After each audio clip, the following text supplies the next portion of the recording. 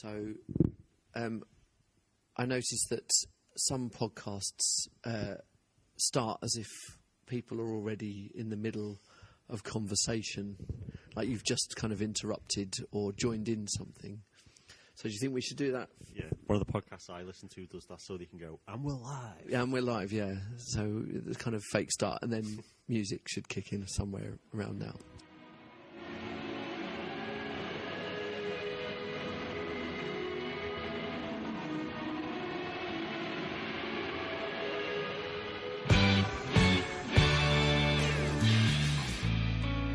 Welcome to Scribbles, or South Sefton Scribbles. This is our first podcast.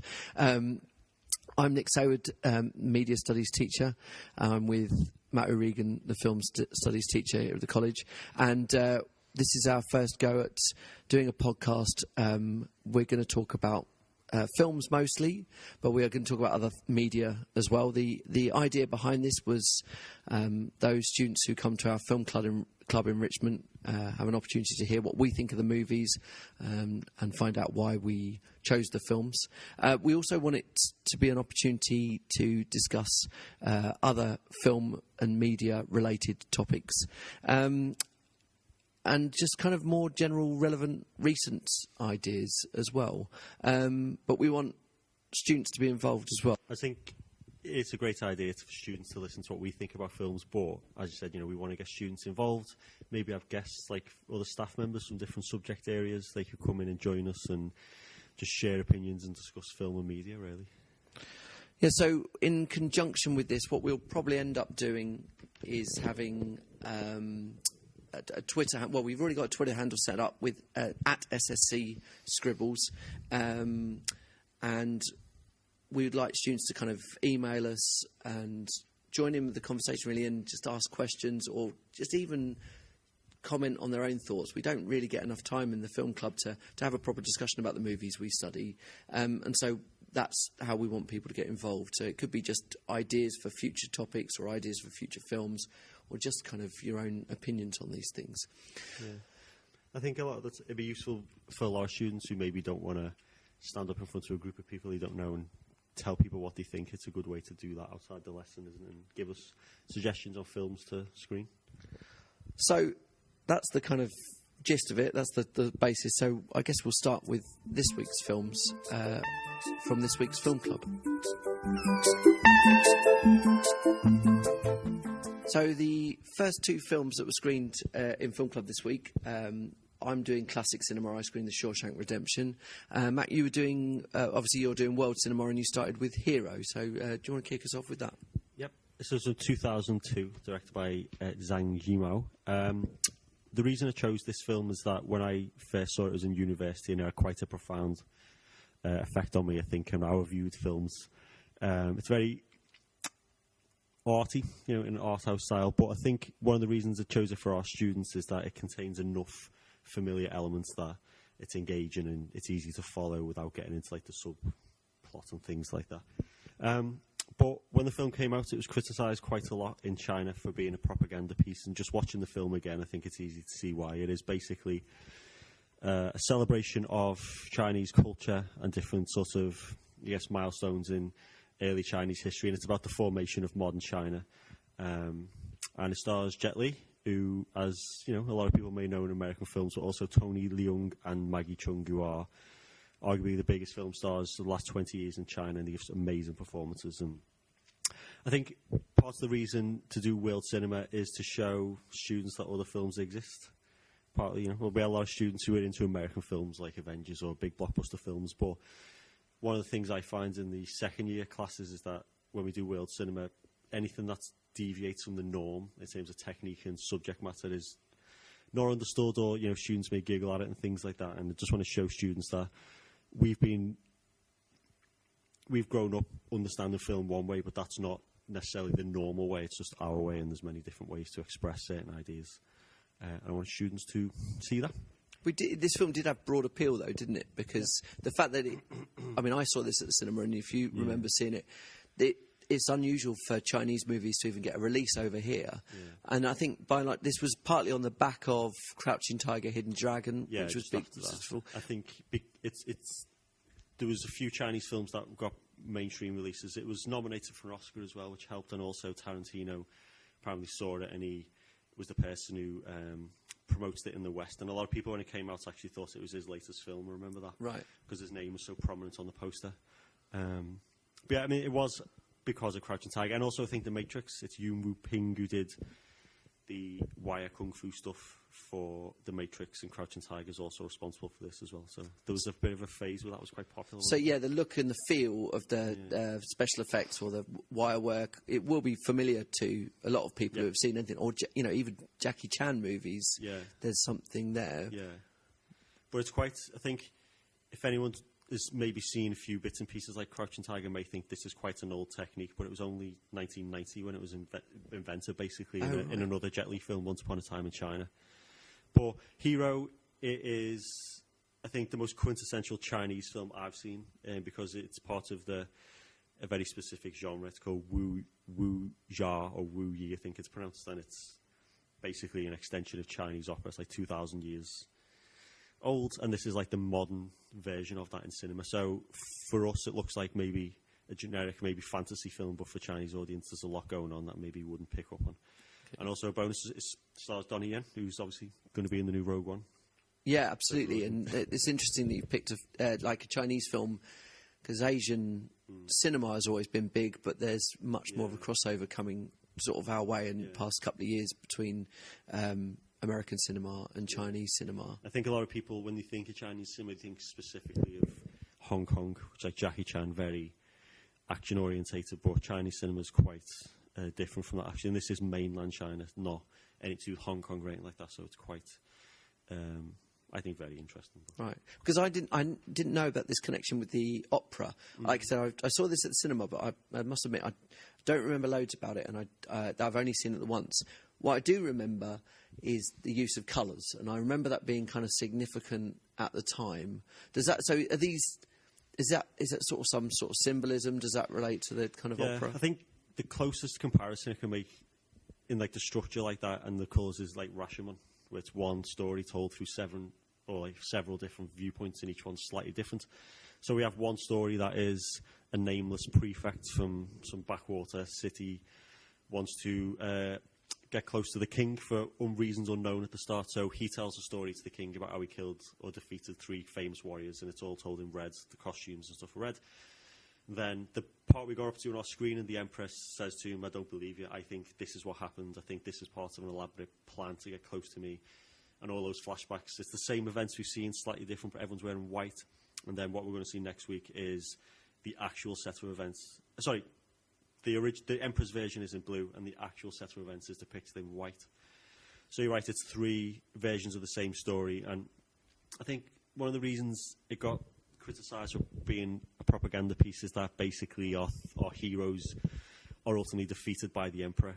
And the message of the film really is that the ends justify the means, as in, sacrificing thousands, if not millions of lives to unite China was worth it. And obviously a lot of people found that quite distasteful. Yeah, wow, it's kind of... So, Jet Li, sorry to spoil it, but, doesn't make it to the very end. Right. Well, yeah, by this point, so we're recording this in between the 2 screenings, but by the time this goes out, you'll have seen, the students who've watched it will have seen the whole film. So, yeah, I can understand why people would have been upset by that. Yeah, but it's got a bit of a legacy, because it's part of a trilogy, like thematic trilogy of significant events. So we got Hero, the House of Flying Daggers, with, I think the one performer who connects them all is Zhang Ji, the girl. She's the younger performer in Crouching Tiger. Yeah. She's in all 3, and the second one, and then the third one is Curse of the Golden Flower, and they get progressively weaker, in my opinion. The third one's not particularly great.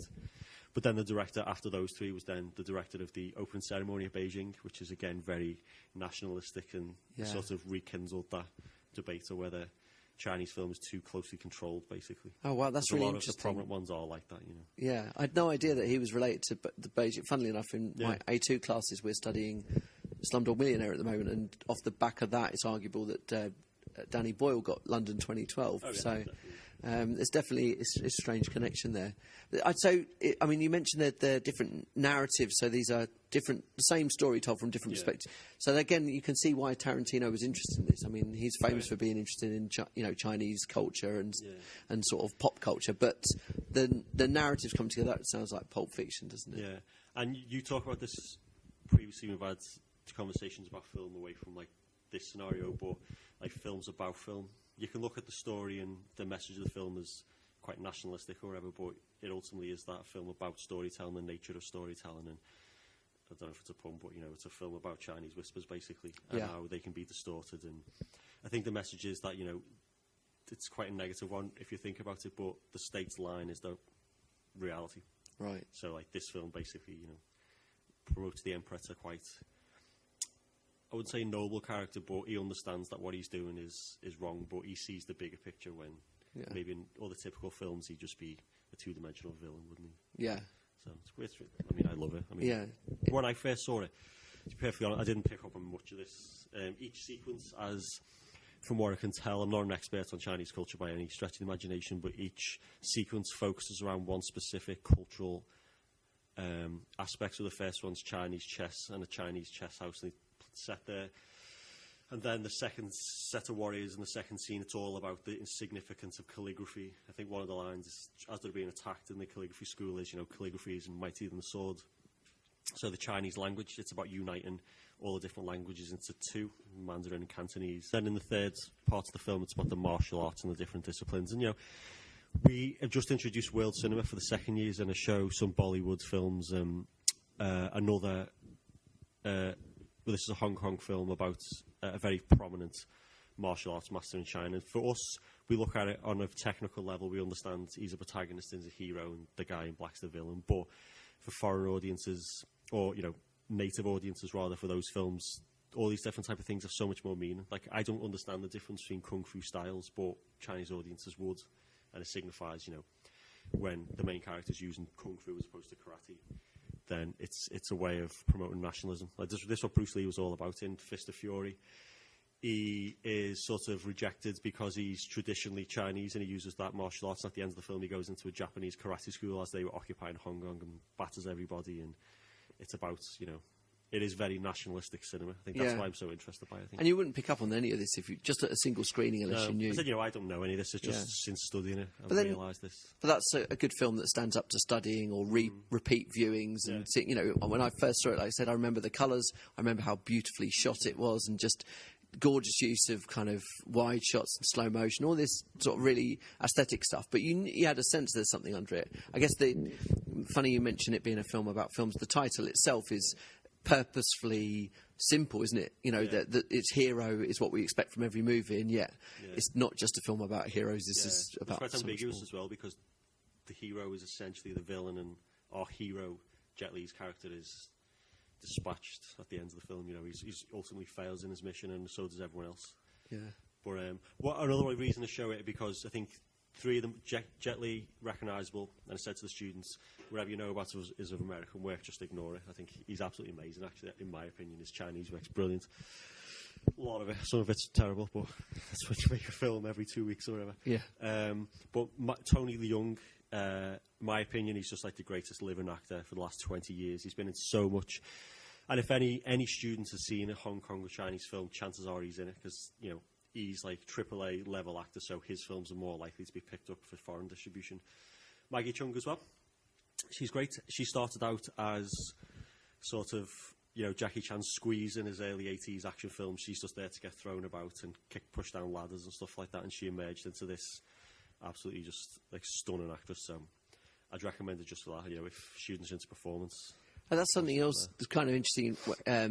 I've noticed, I think Crouching Tiger did this sort of much stronger female leads. I mean, there's been a lot of discussion about kind of more prominent female action heroes in the past couple of years, but the Chinese cinema seems to have had this for a while anyway. Oh, yeah. And, Crouching Tiger is an interesting one, because Michelle Yeoh has always been marked as the female Jackie Chan. And, a lot of, I think, foreign film industries, Hong Kong in particular, and India gets accused of remaking low-budget versions of American films, but Michelle Yeoh was known for remaking versions of Jackie Chan. Right. So she's, like, quite prominent. But, I mean, there's quite a few really strong, prominent female characters, but there's other films where they're treated just diabolically. So I'm sure, it seems to be extremes, like, with all I just remember Michelle Yeoh obviously made such an impact with Crouching Tiger in about 1999, and that raised her profile in Western cinema as well. And her reward for being so famous or doing so well in that film was to become the next Bond girl. Yeah. So, no, unfortunately, British cinema or Western cinema showed it had still quite a lot to catch up with. She was just a Bond girl who could kick people. Yeah, that's it. Where she's celebrated in her roles in Hong Kong, I think. And yeah. So what other films? People who, if students like this or want to watch this, what other films would they be best watching from here? I think House of Flying Daggers, which is the direct follow-up to this. It's not a sequel like in story, but thematically, stylistically, it's very similar. It's focused on green and white, and it stars Andy Lau as well. And I think in Asia, it's a different sort of system. There's no equivalence over here. Like Andy Lau, it's like Robert De Niro and who's like the most prominent crooner or singer. Like he's like Robert De Niro and Justin Bieber at the same time. He's called like the king of canto pop. So he's a massive pop star. He's in his 50s, but he's also this amazing actor as well. So he's in that. So kind of what Sinatra did in the 60s, that or 50s and 60s, where he had that both dual appeal, as it. Yeah. But other films, House of Flying Daggers, and then if you're interested in like the wire fu stuff, go back to Once Upon a Time in China. It's a trilogy with Jet Li.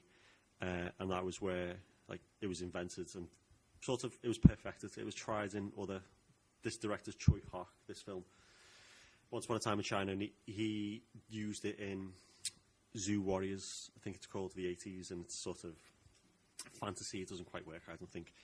But Once Upon a Time in China trilogy, especially number 2, is one of my favourite films ever. And another interesting note about Hero is that Donnie Yen is considered by a lot of people, from as far as I can tell, the greatest martial artist to ever live. Not just in film, as a martial artist, he's renowned. Jet Li as well used to have something similar to that level. And Jet Li and Donnie Yen fought once in Once Upon a Time in China too, and this is the first reunion 11 years later. So when I saw it, I was like, freaking out, because it was like these two behemoths of Asian cinema. Like De Niro and Al Pacino on screen, that first time. But they're actually in the prime in this one. And so that, and then,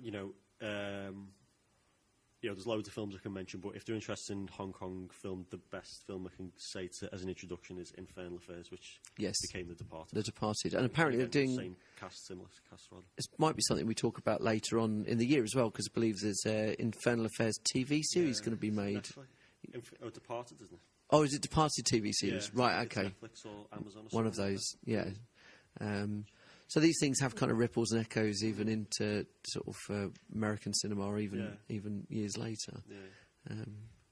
This is one of those things people say into film. I do prefer the original. Departed is amazing. It's not always the case. In 99%, I would probably prefer a remake, but Infernal Affairs, it's amazing. It's really, really good. Yeah, absolutely. I think a lot of people have seen The Departed as well, because it is great, and it's famous. And again, it's Tony Leung and Andy Lau. Again, these two superstars who are antagonist and protagonist, but you're not sure who's who in the film. It's great. So, great performances. Brilliant. Well, I suppose the film I chose, first of all, couldn't be much more different, really, I suppose.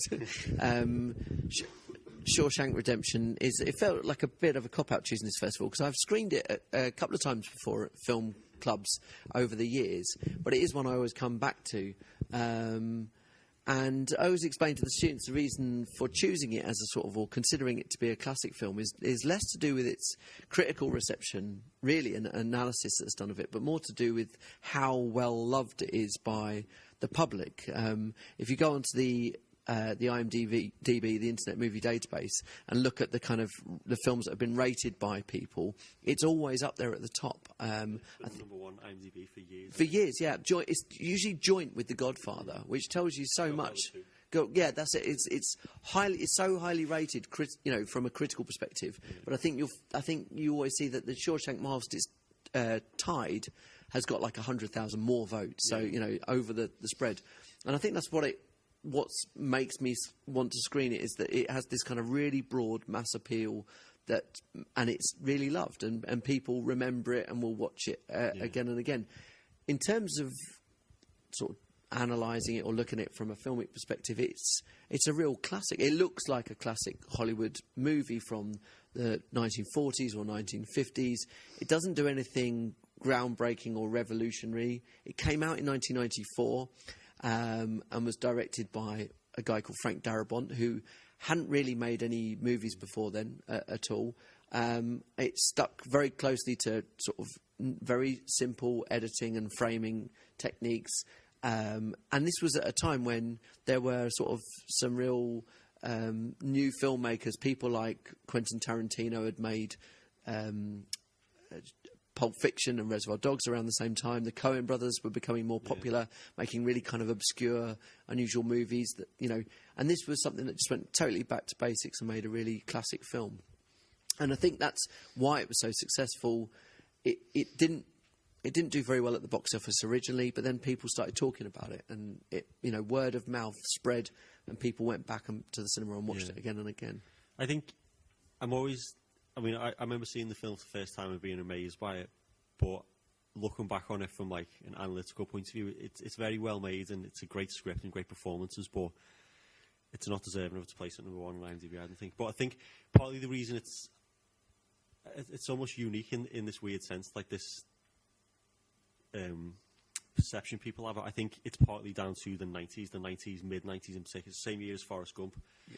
Very emotionally manipulative subjects, I find. And I think maybe, I've thought, as I get older, I realise this, I found I've moved away from Hollywood and cinema films because it's all about a cheap or easy emotional high, isn't it? And that film, it delivers it like perfectly. I bet if you did a study on it, it's one of those films where it's the perfect refresh rate for a quick emotional response. Yeah. I think it does that, and Forrest Gump did it. And I think the 90s was quite optimistic.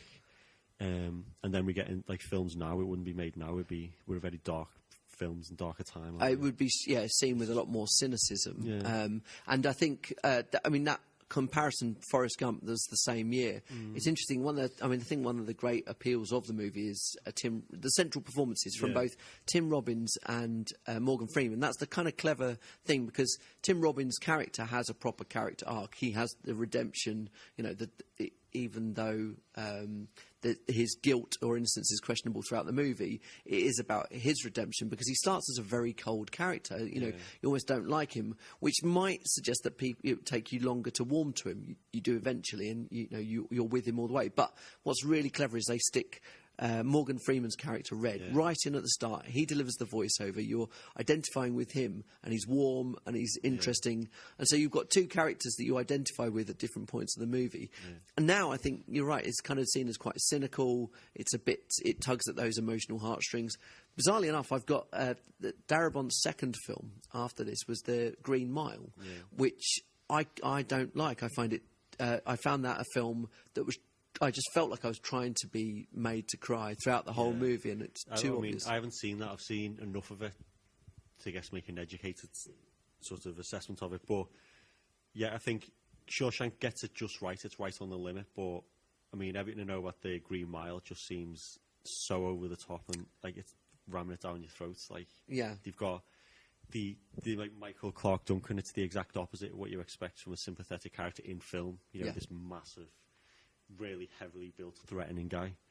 And I think it's just trying too hard, you know what I mean? And one of our students did the coursework on representation of African American men in prison films, and after reading about it and watching clips from The Green Mile, like, my view on it now, I've not seen the full thing, is like, I think it would be potentially incredibly offensive. So it's funny you mentioning that Green Mile might be seen as offensive. I think there are a couple of things about Shawshank which, again, might be seen as somewhat not quite on the mark with representations, particularly representations of homosexuality within the prison. Although there is a scene where they try and kind of justify that in a way by saying the kind of antagonist characters aren't gay. But I can see that there would be problems with that.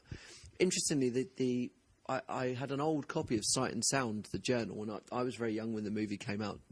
I wasn't reading film reviews at the time, but I found an old copy of Sight and Sound where it got a very lukewarm review for Shawshank Redemption. Really? Considering how loved it is now and how many reviewers hold it in high regard, this was a kind of suggestion that the film, like you said, was kind of cliched and perhaps a little bit derivative.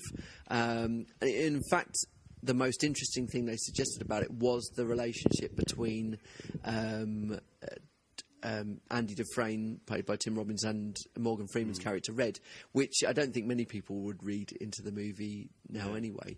But I think it's that classic, the fact that it is a bit derivative, the fact that it has got a lot of old classic movie feel, which has possibly meant that it has survived as many people's favourite movie. Yeah, I think it goes back to like basic stories and archetypes. Really, it's just a man wronged versus the system, which we views the system as oppression or whatever. But I think, for me at least, I mean, one of the reasons I found it so. I created such a strong response, I think, is like the main prison guard. He's really nasty, but I recognise him from what's his name in the Highlander? He's the villain, right? Clancy Brown is the actor. Yeah. He plays Hadley, who's the main sort of prison guard, and he's horrible. It's in parts for essentially what results in being a kind of feel good film. It's brutal, and some of the beatings I think that's kind of quite surprising to people when they hear about this movie, if they've not seen it before, just how brutal it is. I think it's threats as well. There's nothing hidden. He tells Andy exactly what he do to him, and it's always very graphic and it's very personal and that's it. Isn't it? There's, I suppose, there's really broadly painted characters, the stereotype prison guards, Andy's character, Red. They're all very obvious characters, and it's interesting you mentioned about how the wronged man, the themes are universal. Yeah. It's about, not redemption's a bit of a red herring, but more about hope and sort of change in people and emancipation. All these kind of classic themes that could be in any great story are in this, and they're told in a really traditional way. I think again, it is so universal, like you said, that everyone knows what it feels like to be wronged. Everyone has the man in their life, whether it's the boss or someone in the personal life or whatever. But seeing someone overcome that, it's as to come back to what I said at the start, it's that very strong emotional response. And if you cry at the end of it or whatever, then I think it's deemed to be more successful, isn't it, for audiences? I've talked about this before, like Cool Runnings being one of the films that stays in my mind, that makes me cry. But it's not a particularly good film, but it's because it's so basic in its emotional beats. I think very 90s elements of cinema. It's very emotionally basic. I try to, because I've seen it a few times, I try to look out for something different in it, or not necessarily something new. It's not a film like The Usual Suspects where you can pick out details, but I try to watch it through a new pair of eyes. So I remember a couple of times ago I started just watching the cinematography, the small camera movements that frame Andy at different points, the crane shots over the prison, which give you a feeling of it being its own world in a way. And it's funny you mentioned how well it hits the beats. This time, watching it with the students, I've been paying particular attention to editing, and it doesn't put a foot wrong in terms of pacing. It's a story that's told over 30 years, 40 years, something like that, and yet every line of dialogue and scene is paced. Nothing feels longer than it needs to be, and nothing is so quick that you wonder what happened then. It is perfectly paced and edited in that way. It's a film that I think most people will love if they see it for the first time, but I agree with you, it does pull on the heartstrings in a way that old movies do. I think I'm still in love with the charm of it as an old film. I mean, I can't help but watch it if it's on telly. I mean, I refer to it as the Shawshank distraction, because it's one of those that if it comes on, it's usually when there's other things to do, but I will just sit and watch it. And I don't know how that, how you, many films that have that kind of draw in a way. The only film I can think of at the top of my head, and it's nowhere near as good as Shawshank Redemption, but Total Recall. Arnold Schwarzenegger. It's on ITV4 every day, and every time it's on, I can't help but watch it. But, it's good. I mean, it's interesting because hopefully, it sounds odd. Hopefully, there'll be people who in film club who have watched this that don't like it, that have a problem with it, that will see it as something that's either manipulative or. But so that's kind of what we want to hear. So well, I guess we'll wrap that part of it up in terms of the films we've screened. But we want your thoughts on this as well. So do. Send in emails or tweets and stuff like that, and then that's the whole point of this. It's to have a conversation about it. I think you should and say to students as well, and I say this in my class, that if one of us chooses a film that you don't like, it's not necessarily us saying this is good and what you like is bad. I mean, I said to my students, this is purely subjective, and just because we may like something you don't, it doesn't mean our opinion's more valid. So don't be afraid to share your opinions. If you hate the films you watch, then say it and explain. Definitely.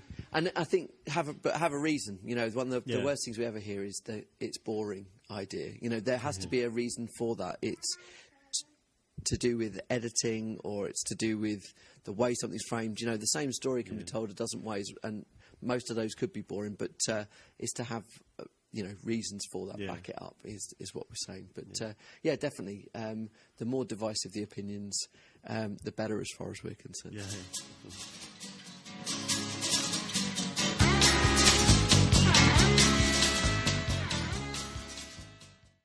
Just to kind of, I suppose we're not going to speak for too much longer today on loads of stuff, but as I said, this is an opportunity to kind of talk about things that have been in the media eye or film, and this is our first one. We're back obviously after summer. Was there much stuff over the summer holidays or throughout the summer you think is kind of worthy of mention, film or TV or anything media-wise? TV, Stranger Things. Yeah, but I've not seen it yet. I feel like I'm having these flashbacks to Christmas when everyone came back in January and said, "Oh, have you watched Making a Murderer?" And I hadn't, and I still haven't. And now it's Stranger Things. It's like the reversal of Breaking Bad. I still haven't watched it. Yeah, everyone for days or weeks and weeks. We've seen it. But yeah, Stranger Things. I mean, I put it on, and to be honest, I was quite dubious about it because it's all I'd seen all week on the internet and Facebook and stuff. Was you need to watch it, and I'm not the type of person who will instantly say, "Oh, I don't want to watch it," but I was just very much aware of it, so I stuck it on and was like quite pleasantly surprised actually. And me and my partner just sat for 2 nights and watched it for a night and just couldn't stop watching it. So all I know about this is there's lots of 1980s references. Yeah, and is that the premise? I mean, no, I think that's what a lot of people are saying, but at the heart of it is a really engaging story. It's about a group of kids who start experiencing things they can't explain, and then they run into this other character, another child character, and it then delves into supernatural elements, but it's not like typical, it's not like poltergeist type stuff with demons and stuff like that. The idea is that there's a place called the Below, which is the alternative to where we are, like a alternative reality, and it's very dark and all the evil things live there. And what occupies and sort of stalks that land is this demon. I don't know if it's got a name, I can't remember, but it looks very similar to the eyeless monster thing in Pan's Labyrinth. Children, I think it's inspired by that. It's got no facial features, and it's just an explanation of that. And this young child, the other kids meet, it turns out as part of top secret experiments.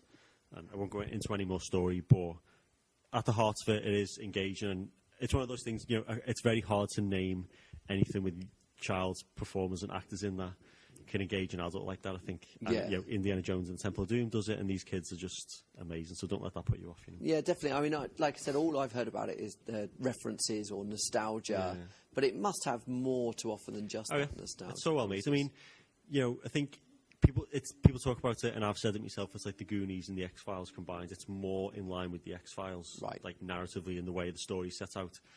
And the tone, it just happens to be set in the Goonies' basement and neighbourhoods, but yeah, it's great.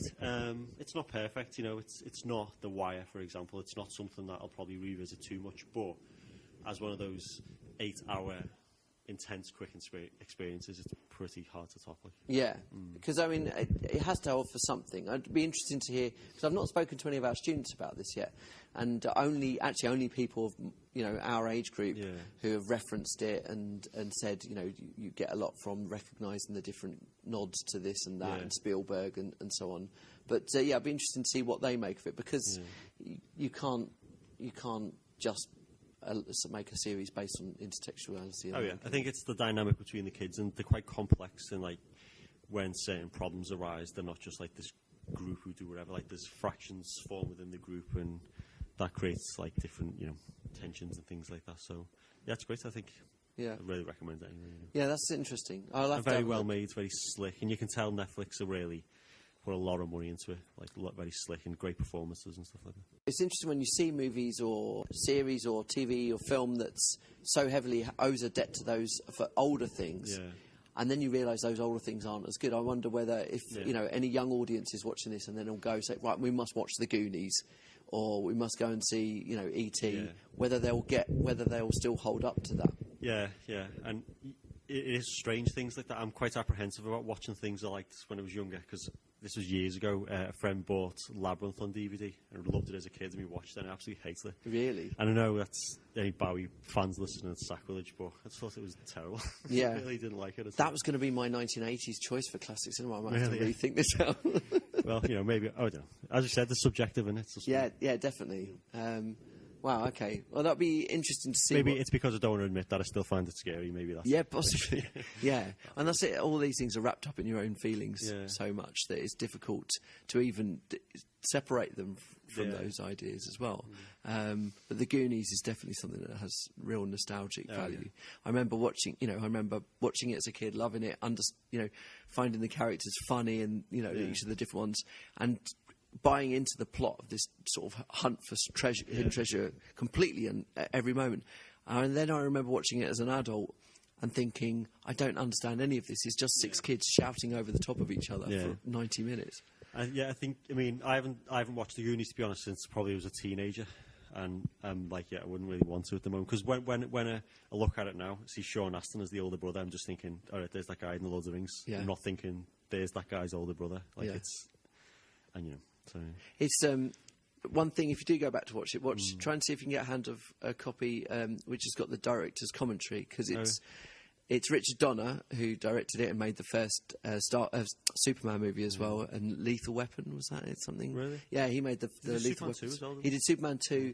His name was taken off the credits for Superman 2 because the producers hated the job he did. But he made the Lethal Weapon movies also.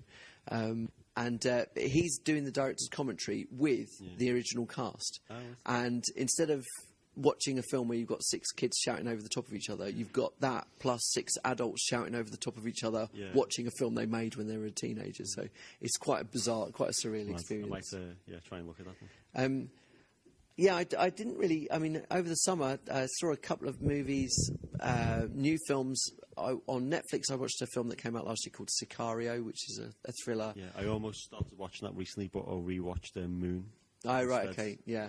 I found that as I got older, I've got a big list of films I want to watch, but I always tend to go for the safe option. I need to get out of the habit. Because I know Sicario, I know I'd love it, because I love Benicio del Toro and the style, I know I'd really like it. But well, hopefully this will kick us out of that habit to be able to actually recommend films.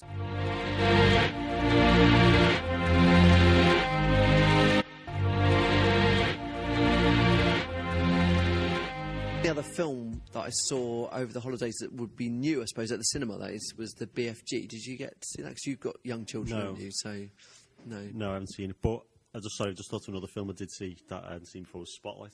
Ah, right, yeah. The one best film the year just gone, or before? Again, I'm not really, don't pay attention to the Oscars too much, but I can see why it won the best film, because of the subject matter, and it's full of, actors looking like the good performances. It's hard to tell if they are. Yeah.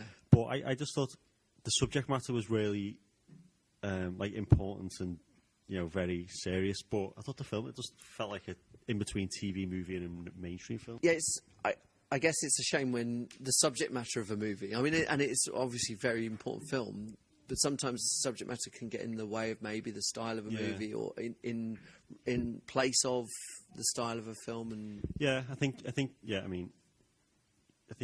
like when was it? I can't remember the director's name, and he won Best Film for Crash, because it's a film about racism. I think the film it's like an alright film, but again, the subject matter sort of overrides it, and again, the emotional response is very strong at the end, isn't it? So I think that contributes to why people like it. This is something we'll talk about for a lot of movies as well, but where the actual film isn't judged based only on its merits as a film, and for its for other reasons, whether it's the story itself. So recently, funnily enough, I've been listening to other podcasts that talked about The Departed. Sorry, not Departed. The Revenant, yes, this year's best film at the Oscars, which I saw at the pictures a few months ago.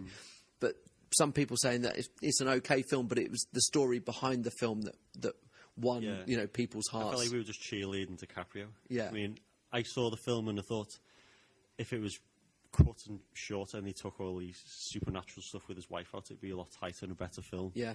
But I haven't even thought about it actually since, and I've got no intention of going back. No, to it, actually. he's not the best thing about that film. No, what I said when it came out was like Tom Hardy deserves an Oscar for this, not DiCaprio. Yeah, it's great. And Inarritu's direction as well. That's those single shots. I know amazing. some people didn't like Birdman. I quite like Birdman. I think, but I can understand why people might have found it a bit sort of indulgent. But yeah, I thought that the beautiful filmmaking is the thing about Revenant. Oh yeah. The locations. But it was overshadowed by this was a really tough shoot, and it was freezing cold, and we suffered. It's like, well, if you did, it shouldn't matter. It shouldn't inform my judgment of the film. But as well, like what you bring into the cinema, because I wonder how much. I saw it towards its end of its like run on the cinema, and I'd been bombarded with DiCaprio the actor. Like how much I'm sitting there thinking about that while I'm watching it, thinking I can't engage with the character, so I'm thinking, wow, look how hard he's trying. Yeah, exactly. Yeah, and unfortunately, DiCaprio's career is really interesting. He made so many great films as a really young actor, like interesting roles, but he wasn't defined. He didn't define them. He just took on interesting roles. Now he's a great film star. And we've talked about how in Inception he really does hold the screen, and in other movies like The Departed we mentioned already today. But he is now such a film star, you can't watch any movie and say, oh, he's that character. Yeah. He's always DiCaprio. Yeah, I love DiCaprio, but you're right. I mean, I was so disappointed with The Wolf of Wall Street, because again, you're just thinking that's DiCaprio doing crazy stuff, and you don't... But you're right, like maybe even working with Scorsese. That's his best work, I think. Yeah. But again, you're right, like he's the character, isn't he? Like when he played Howard Hughes or whatever he was. That's it. Yeah. Like, that was an insight into the mind of, this eccentric character, but the Revenant was just, Yeah. I was watching a bear fight Leonardo DiCaprio. I don't even know the character's name, actually. I can't remember it. And I thought the bear was great. I think he gave a better performance. But there you go. That's something I'm sure a lot of people would disagree with, and people were sort of proper cheerleading for him as well. And I love him. I mean, he is the last, I think, of those old school film stars. I really love him. But in this case, it was good, but that was it. Yeah, no, definitely. Well, that's the sort of thing that we kind of expect people to maybe disagree with here. I suppose one last thing we should mention, if we're going to talk about media of the week, we are recording this, as I said, the sort of Wednesday, and the big TV series of the moment is obviously Bake Off is back. Yep. And the big news story this week is the BBC have lost the rights to Bake Off, and it's going to be moved to Channel 4. A lot of people love this programme. It's always on. Yeah, goodbye Bake Off. Yeah. I think it would have survived potentially on Channel 4, but with Mel and Sue leaving, I mean, that's the appeal, isn't it? Surely no one watched it for Paul Hollywood. Yeah. So I think it's come across as a very nice person. Well, no, there's a dynamic, isn't there, across all four of the main presenters and the sort of contestants as well that works really well. Yeah. But I think they're like the buffer, aren't they? They rein things in at times, and I think without them, I don't know if Channel 4 will get to replace them, but no, it'll be difficult, won't it? The conversation I've had, probably, our guess is like maybe past contestants that were favourites and things like that. Yeah, but these aren't professional entertainers, are they? Yeah. So I think it will suffer. And there's an interesting article, I can't tell you where it's from, possibly in The Guardian, who maybe suggested that this was the right time for BBC to let go. Yeah, maybe. Well, I mean, I don't watch Bake Off. I've seen episodes and know what it is, but it is like a Top Gear comparison fair? Yeah. I mean, are they so integral to Bake Off that without them it's no longer Bake Off? You know? That's what. Yeah, that was Clarkson what was Top Gear, wasn't it? That's what time will tell, isn't it? I think. I know that is a relevant comparison. In fact, I've heard that comparison already since the announcements were made yesterday. So I'm sure this will probably inform the BBC then. Yeah. Well, yeah, they can't. But then, so do they spend? Program, do they spend 25 million and a series or episode, whatever ridiculous price it was? That's they've got to think of the licence payers and people already. Yeah. The Daily Mail don't need an excuse to attack the BBC anyway. So, but yeah, this is the kind of thing, I suppose, media-related stuff that we will talk about that you can send in ideas of as well. So this is the Twitter handle is SSC Scribbles. Okay, so and we'll promote this through the main college Twitter site as well. I am aware that I might be pronouncing Twitter, and I think I've got into radio mode a bit too quickly here. So I'll try and avoid that in the future. If you want to send emails, then it's either matthew.oregan at sssfc.ac.uk or nicholas.saward at sssfc.ac.uk for suggestions or topics of discussion, and we can read those out. Apart from that, I guess we're pretty much done, aren't we? Yeah, be prepared for other discussions. I guess in the coming year or coming up will probably be a lot of Star Wars chat. We've done well to avoid that so far. 95 days. Yeah. So yeah, that's accurate, by the way. That 95 days as of today, not as of recording. So you might hear that kind of recorded over when we finally release this. It will kind of be a 85. So yeah, expect a bit of Star Wars chat, but we'll try and rein that in to a certain extent and try and keep it to a minimum. Save that for a second podcast. Yeah, exactly. Okay, I think that we're about done. Great.